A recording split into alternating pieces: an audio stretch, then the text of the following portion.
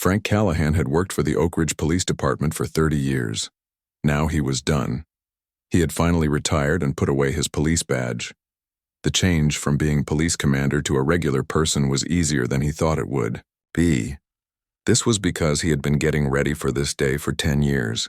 Frank had saved his money and used his pension to buy a big ranch. The ranch was 50 acres and sat on the edge of Oak Ridge County. It was a place where you couldn't see city lights. Instead, you could see stars fill the sky. The only noise complaints came from his horses. The ranch was in bad shape when he bought it. But Frank found joy in fixing it up. His hands, once used to hold guns and write police reports, now held hammers and paintbrushes. The ranch house looked new with fresh paint. The fences stood strong and straight. The barn had changed from a falling-down building to a working part of the ranch. What Frank did not expect was how fast the Sunny Meadows housing development would grow. When he bought the ranch 5 years ago, the closest neighbor was 3 miles away. Now rows of the same-looking houses were getting closer to his land every month. They brought neat lawns, shared pools, and a pushy homeowners association. Another letter, Frank said to himself. He took the envelope from his mailbox one cool May morning. He knew right away it was from the Sunny Meadows HOA by the heading on the paper. This was the 3rd notice he had gotten this month. In his kitchen, Frank poured a cup of coffee and opened the letter. He knew what it would say before he read it. The HOA complained about his tractor that could be seen from the road. They wanted him to paint his mailbox the HOA-approved light brown color.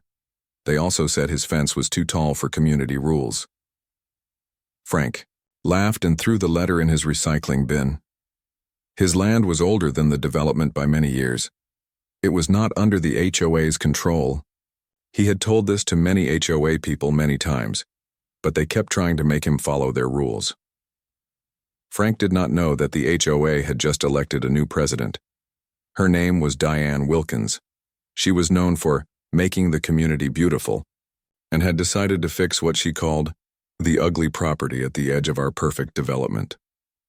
Diane thought of herself as the keeper of property values in Sunny Meadows. She used to sell houses and liked to wear light-colored pantsuits. She had a perfectly cut bob haircut.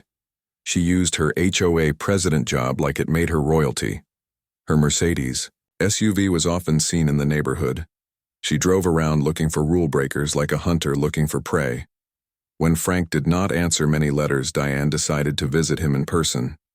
She picked a Tuesday morning. She thought the owner would be at work like most normal people. Frank was working in his vegetable garden when he heard car tires on his gravel driveway. He stood up from the tomato plants he was taking care of. He saw a shiny white Mercedes stop next to his old pickup truck. The two vehicles looked very different. Frank, in his dirty jeans and work shirt, was just as different from the woman who got out of the fancy SUV. She wore clean khaki pants and a light blue shirt. "Excuse me," she called out. She walked carefully across the yard in shoes not made for walking on dirt. "Are you the owner of the property?" Frank nodded and took off his work gloves. "Frank Callahan, can I help you?" "I'm Diane Wilkins, president of the Sunny Meadows Homeowners Association." She held out her hand with perfect nails. Frank shook it with his rough hand. "I'm here about the many rule-breaking notices we've sent." "Ms. Wilkins," Frank said calmly, "as I've told your group before, my ranch is not part of Sunny Meadows. My land was here long before your houses were built." Diane's smile got tight. "That's a common mistake, Mr. Callahan. When the development got bigger last year, all land next to it became part of our area. It's in the county planning papers." This was news to Frank, and it was false news. He had gone to every county meeting about the development's growth. He had papers that proved his land was still his own. "I'm afraid you're wrong," he said, "but I'd be happy to show you the county records that confirm my ranch is not part of your HOA." Diane's nice act cracked a little. "Records can be changed, Mr. Callahan. For now, you need to fix these rule violations." She gave him a new list, longer than the previous letters. "You have 14 days to do what we ask, or we'll start charging you fines." Frank looked at the list. The HOA wanted him to move his tractor so it couldn't be seen, paint his red barn an earth color, replace his wooden fence with the HOA-approved plastic one, and take away the too many bird feeders from his front yard. Ms. Wilkins, Frank said, giving the list back to her. I thank you for coming, but these demands don't apply to my land. I've checked this with both the county tax office and my lawyer. Diane would not take the paper back. We'll see about that, Mr. Callahan. Sunny Meadows has certain standards, and your ranch is hurting property values for the whole community. As she turned to leave, she added over her shoulder, the HOA board meets next Tuesday. You should come if you want to talk about when you'll follow our rules. Frank watched her drive away, shaking his head. He had dealt with much scarier people during his police career than a bossy HOA president. Still, he made a note to call both the county office and his lawyer that afternoon. The next Saturday morning brought trouble to Frank's quiet ranch. He was fixing a broken fence when he heard Diane's Mercedes coming back. This time, 2 more cars came with her. Frank stood up straight and watched as Diane got out of her car. She had 2 men with her. One man carried a clipboard and the other held a camera. Mr. Callahan, Diane called out in a loud voice that reached across the field. We are doing an official HOA check today. Frank put down his hammer and walked toward the group. They had already walked onto his land without asking. Ms. Wilkins, this is private property. You and your friends are not allowed to be here. The man with the clipboard stepped forward. I'm Greg Peterson, Vice President of the Sunny Meadows HOA. We can check all properties in our area. As I've told you many times, Frank said, trying to stay calm but getting tired of this, my ranch is not in your area. We have papers that say it is, Diane argued, nodding to Greg. He pulled out a folder of documents. Frank looked at the papers. He could see right away that they were changed versions of county maps. The lines had been moved to put his property inside the Sunny Meadows development. These papers have been changed, Frank said firmly. I have the real county records inside. My house, I can show you. That's not needed, Diane said, waving her hand. Our board has looked at and approved these new maps. Now we need to take pictures of the rule breaking on your property. She pointed to the photographer, who started, taking pictures of Frank's barn, his tractor, and his fence. Stop right now, Frank ordered, his voice strong like when he was a police commander. You are on private property without permission and taking pictures without asking. The photographer stopped, looking at Diane for what to do. Keep going, Paul, she told him. Mr. Callahan needs to know we're serious about making him follow the rules. Frank took out his phone. I'm calling the sheriff's office to report people on my property who don't belong here. Diane smiled a thin smile. Go ahead. The sheriff's brother-in-law is on our HOA board. He knows how important community rules are. Frank made the call anyway, calmly telling the sheriff what was happening. After hanging up, he spoke to the 3 people. I've asked you to leave my land. I won't ask again.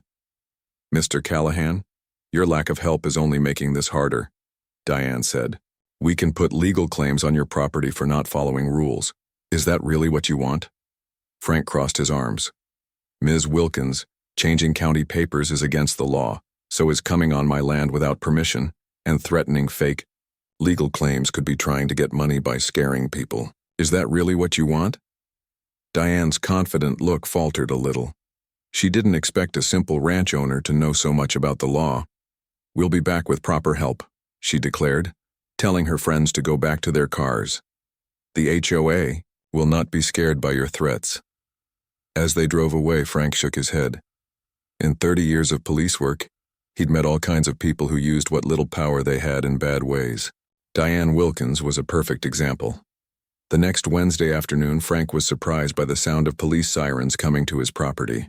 He walked out onto his porch to see 2 police cars pulling into his driveway with lights flashing. Behind them was the now familiar white Mercedes. As the police officers got out of their cars, Frank knew them right away. Officer Joe Martinez and Officer Lisa Cooper. Both had worked under his command before he retired 2 years ago. Commander Callahan? Officer Martinez called out, sounding confused. It's just Frank now, Joe, Frank replied with a smile, walking down the porch steps. What brings Oak Ridge? Police to my home? Before either officer could answer, Diane Wilkins got out of her car, pointing at Frank in a dramatic way. "That's him, officers. He's the one refusing to follow HOA rules and threatening board members." Officer Cooper looked between Diane and Frank. Her face showed no emotion, but her eyes showed she was confused.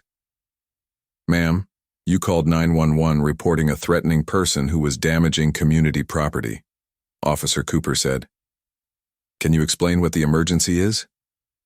Diane straightened her jacket. "This man has broken community rules many times, refused to obey official notices, and threatened HOA board members when we tried to check his property." Frank stayed calm, keeping his hands where they could be seen, a habit from decades in law enforcement. "Officers," he said, "Ms. Wilkins is from the Sunny Meadows HOA. My property is not part of their development or their control. They've been sending me notices coming on my land without permission, and now making false reports to police." Officer Martinez nodded slightly. "Ms. Wilkins, do you know that using emergency services when there's no emergency is against the law?" Diane's confidence started to fade. "This wasn't a wrong use. He's breaking the rules and threatened us with legal action when we tried to make him follow them." "Threatening legal action is not a physical threat, ma'am," Officer Cooper explained patiently. "And from what I can see, we're standing on private property that was here before the Sunny Meadows development." "Do you know who this man is?" Diane Isio demanded, pointing at Frank. "He's just a stubborn old ranch owner refusing to keep community standards." Officer Martinez cleared his throat. "Ma'am, this is Commander Frank Callahan, retired. He led the Oak Ridge Police Department for 15 years and served on the force for 30. He was my commanding officer, and Officer Cooper's too." The color drained from Diane's face. "Commander?" Frank nodded. "I retired 2 years ago to focus on fixing up this ranch, which has been in county records as a separate property since 1952. I've tried explaining this to your HOA many times." Officer Cooper turned to Diane. "Ma'am, do you have papers proving this property is under your HOA's control?" Diane fumbled with her purse, pulling out the same change documents she'd shown Frank. "These maps clearly show. These look like they've been changed," Officer Cooper interrupted, looking at the papers closely. "The official county mark is blurry, suggesting someone changed it on a computer." That's ridiculous," Diane stammered. "Our board approved these maps."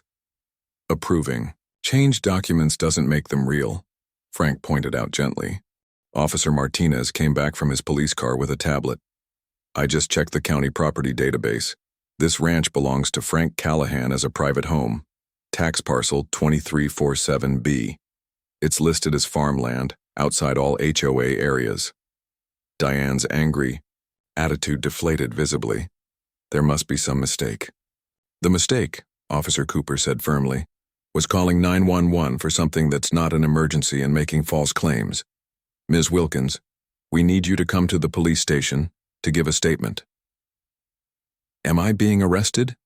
Diane asked, her voice barely above a whisper. "Right now we're looking into the wrong use of emergency services and possibly filing false reports," Officer Martinez explained. Mr. Callahan, would you be willing to give a statement too?" Frank nodded. "Of course, officers. And I have copies of all the HOA notices, photos of them coming onto my land without permission last Saturday, and the original county documents showing property lines." Diane's face had changed from confidence to dismay to something close to fear. "This is just a misunderstanding. I was acting for the good of our community. We'll figure everything out at the station," Officer Cooper told her, though her tone suggested Diane's troubles were just starting.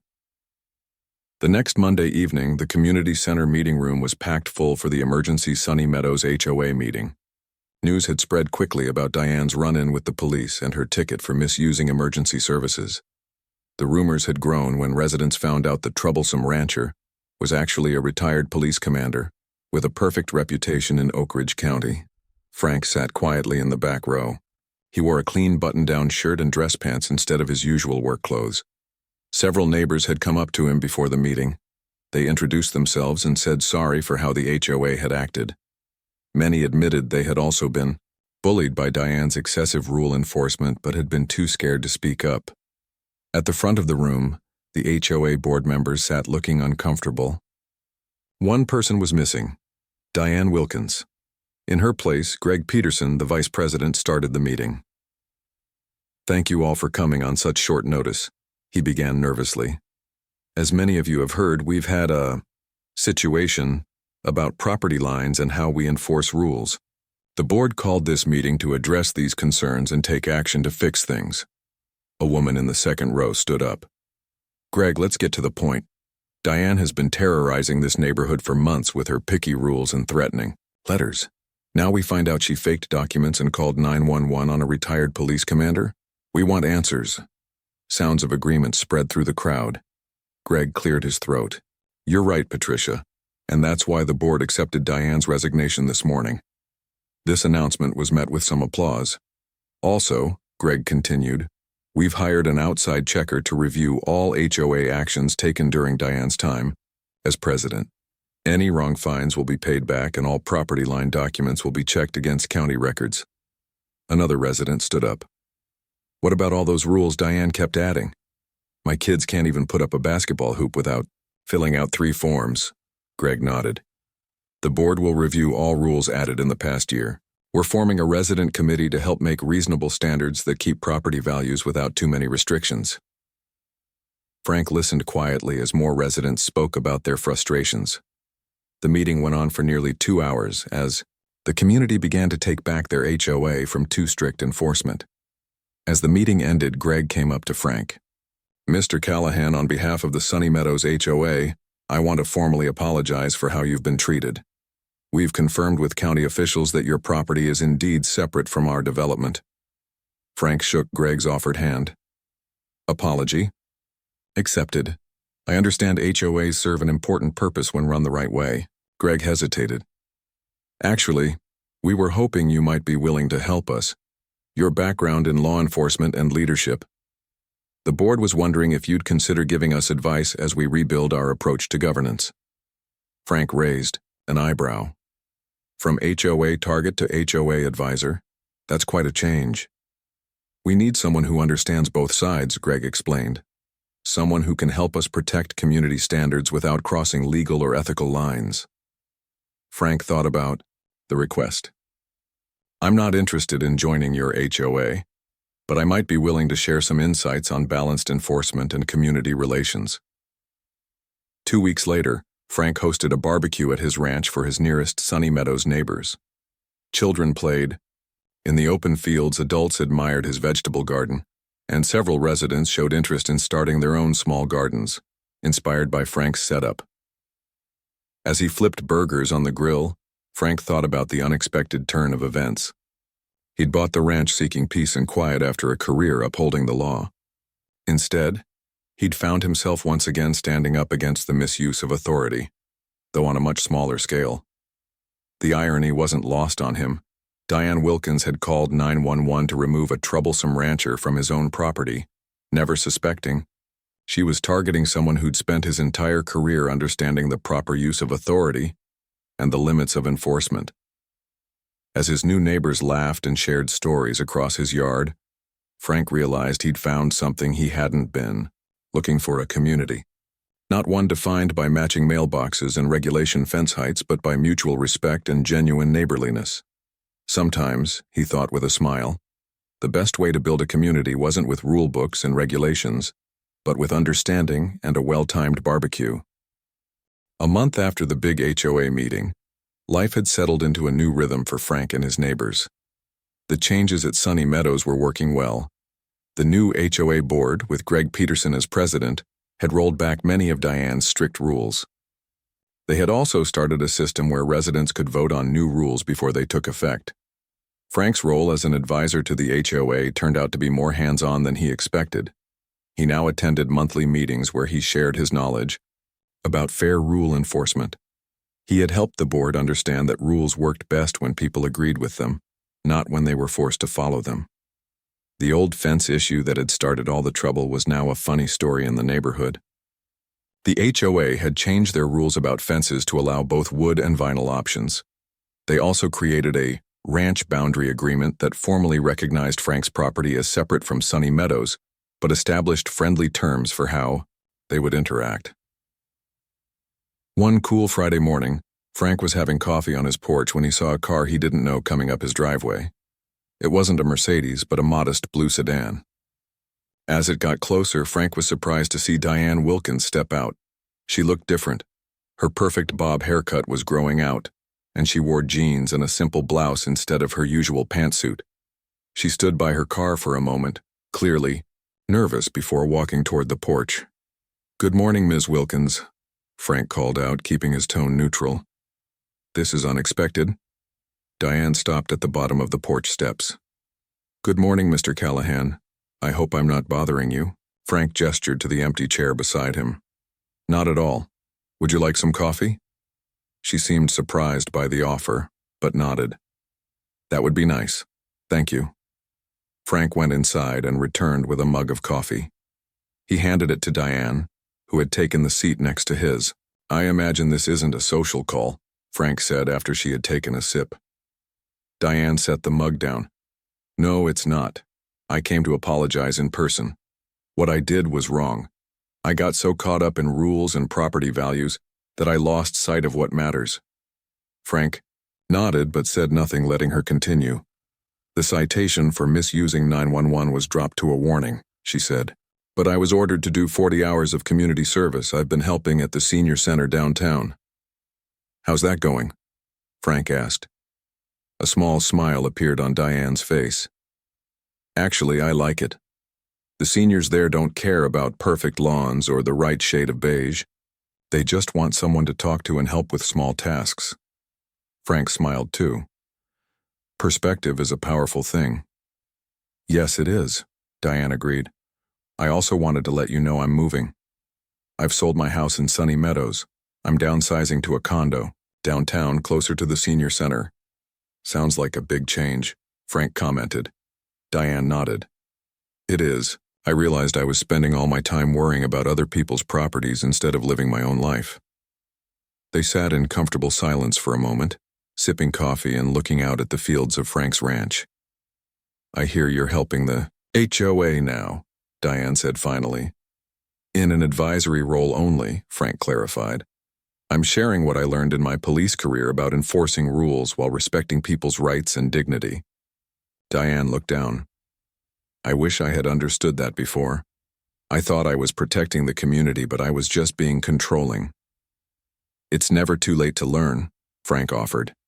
"That's what I tell the new officers I used to train."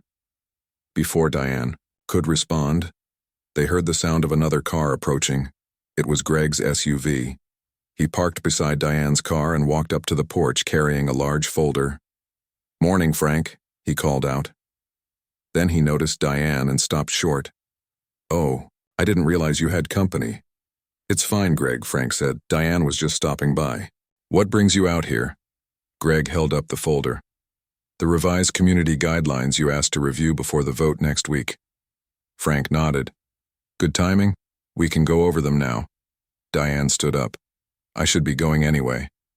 Greg looked uncomfortable. "You don't have to leave on my account." "It's not that," Diane assured him.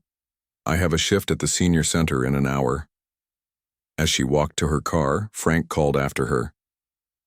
"Diane, we're having another neighborhood barbecue here next Saturday. You're welcome to come if you'd like." She turned, surprise clear on her face. "Really? Even after everything?" Frank shrugged. "Communities are about second chances, too." With a small wave, Diane got in her car and drove away. Greg took the seat she had vacated. "That was unexpected. How did it go?" "Better than I thought." "It would," Frank admitted. "People can change when they want to." As they began reviewing the new guidelines, Frank felt satisfied with how things had turned out. The Sunny Meadows community was finding a better balance between maintaining standards and respecting individual rights. Diane was finding a new path that seemed to bring her more joy than enforcing HOA rules ever did.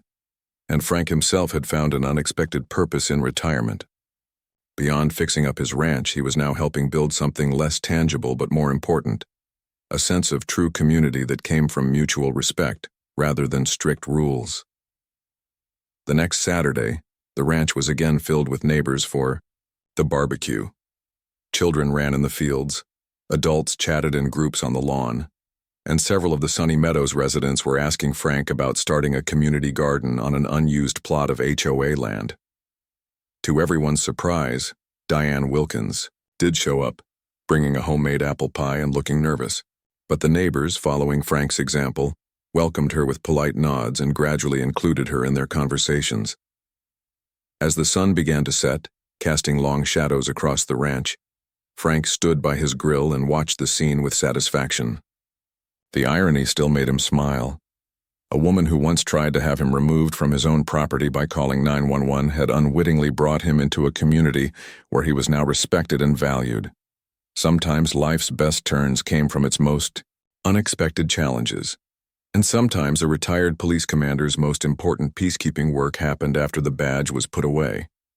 6 months had passed since the day Diane Wilkins called 911 on Frank Callahan. Winter had come to Oak Ridge County, covering Frank's ranch in a blanket of snow. The fences that had once been a point of conflict now stood as white lines marking the peaceful boundary between his property and the Sunny Meadows development. Frank had settled into a new routine. 3 days a week he worked on his ranch. 2 days a week he volunteered at the Oak Ridge Police Department, helping train new officers. And every other week, he met with the Sunny Meadows HOA board to review community issues and offer guidance. The neighborhood had changed too. Under Greg Peterson's leadership and with Frank's advice, the HOA had become less about strict rules and more about building a true community. They had started a newsletter, organized regular events, and created a system where neighbors could help each other with home projects. One cold December morning, Frank received an unexpected call from the Oak Ridge Police Department. Chief Alan Moss, his successor and former deputy, needed to speak with him urgently. "What can I do for you, Alan?" Frank asked when he arrived at the station an hour later. Chief Moss looked troubled. "We've got a situation at the Golden Years Senior Center downtown. A man with a gun has taken several people hostage. He's demanding to speak with someone in charge who isn't a cop." Frank felt his heart sink. "That's where Diane Wilkins volunteers," the chief nodded. "Yes, she's one of the hostages. The man is Ben Harris. His mother was a resident at the center until she passed away last month. He claims there was neglect and wants someone to be held responsible." "And you think I could help?" Frank asked. "You're not active law enforcement anymore, but you have the experience. And from what I hear, you've gotten to know Diane Wilkins since that HOA business." Frank nodded slowly. "I'll do what I can." 30 minutes later, Frank stood outside the senior center. Police cars surrounded the building. Officers in tactical gear were positioned behind them. Frank wore no uniform, just his regular clothes with a bulletproof vest hidden underneath. Chief Moss handed him a phone. "We've established contact. His name is Ben Harris, 45 years old. His mother died of pneumonia last month. He blames the center staff for not noticing her symptoms sooner." Frank took the phone. "Mr. Harris, this is Frank Callahan. I'm a retired police commander. I understand you wanted to speak with someone who isn't an active officer." There was a pause before a strained voice replied. "Are you in charge here?" "I'm not in charge of the police response," Frank said honestly. "But I have experience with difficult situations, and I'm here to listen to your concerns." "They killed my mother," Ben said, his voice breaking. "She was fine one day and the next day she couldn't breathe. Nobody noticed until it was too late." "I'm sorry about your mother," Frank said. "That must be very painful. Can you tell me who's there with you now?" 3 staff members and 2 volunteers, Ben replied. "They need to admit what they did." "Is anyone hurt?" Frank asked. "No, not yet. But they need to face consequences." Frank took a deep breath. "Mr. Harris, I understand. Wanting justice. I spent 30 years as a police officer seeking justice for people. But this isn't the way to get it." "What other way is there?" Ben demanded. "Nobody listened to my complaints." "I'm listening now," Frank said calmly. "And I promise to keep listening after this is over. But first we need to make sure everyone stays safe." There was a long silence. Frank waited patiently. "One of the volunteers here says she knows you," Ben said finally. "Diane Wilkins." "Yes, I know Diane," Frank confirmed. "We had our differences once, but we worked through them. She says you're fair, that you understand both sides." "I try to be," Frank said, "just like I'm trying to understand your side now. Would it help if I came inside to talk in person? Just me, no weapons, no other officers." The request was met with silence. Frank could hear muffled voices as Ben apparently discussed the offer with the hostages. "You can come in," Ben finally agreed. "But just you." Chief Moss shook his head, but Frank had already made up his mind. "I'll be right there, Mr. Harris. I'm coming to the front door now." With careful, measured steps, Frank approached the senior center. Through the glass doors, he could see Ben Harris, a thin man with red-rimmed eyes, holding a handgun. Beside him sat 5 people, including Diane Wilkins. When Frank entered, Ben motioned him to a chair with the gun. "Sit there where I can see you." Frank sat down slowly. "Thank you for letting me come in, Mr. Harris." For the next hour, Frank listened as Ben talked about his mother, how she had raised him alone, working 2 jobs, how he had promised to take care of her in her old age, how he felt he had failed her by putting her in the senior center. His grief and guilt had turned to anger, looking for someone to blame. As Ben talked, Frank noticed his grip on the gun relaxing. The hostages, too, began to look less terrified. "Your mother sounds like an amazing woman," Frank said when Ben paused. "She must have been very proud of you." "She was," Ben said, his voice breaking. "And now she's gone. What do you think she would want you to do right now?" Frank asked gently. Ben looked at the gun in his hand as if seeing it for the first time. "Not this," he whispered. "It's not too late to honor her memory in a better way," Frank said. "You can put the gun down, and we can walk out of here together. No one has been hurt. There's still a chance to make this right." Tears filled Ben's eyes. Slowly, he placed the gun on the floor and slid it toward Frank. "I'm sorry," he said to the room. "I just wanted someone to listen." Frank picked up the gun and made it safe. "I'm still listening, Ben, and I'll keep listening after we leave here." As police officers entered to take Ben into custody, Frank noticed Diane Wilkins watching him with a mix of relief and admiration. Later, after giving their statements, Frank and Diane sat in the police station waiting room. "You were amazing in there," Diane said quietly. "You saved our lives." Frank shook his head. "I just listened. Sometimes that's all people really need." Diane smiled. "That's what I've learned at the senior center, too. Everyone has a story they want heard." As they walked out of the police station into the snowy evening, Frank reflected on how much had changed. 6 months ago, Diane had called 911 to have him removed from his own property. Today, he had walked into a hostage situation to help save her life. Life had a funny way of bringing people full circle, he thought. From enemies to neighbors to something like friends. And in that circle, perhaps both of them had found something they needed. For Frank, a purpose beyond retirement. For Diane, a community beyond rules and regulations. The winter snow continued to fall, covering Oak Ridge County in a clean white blanket, as if giving everyone a fresh start.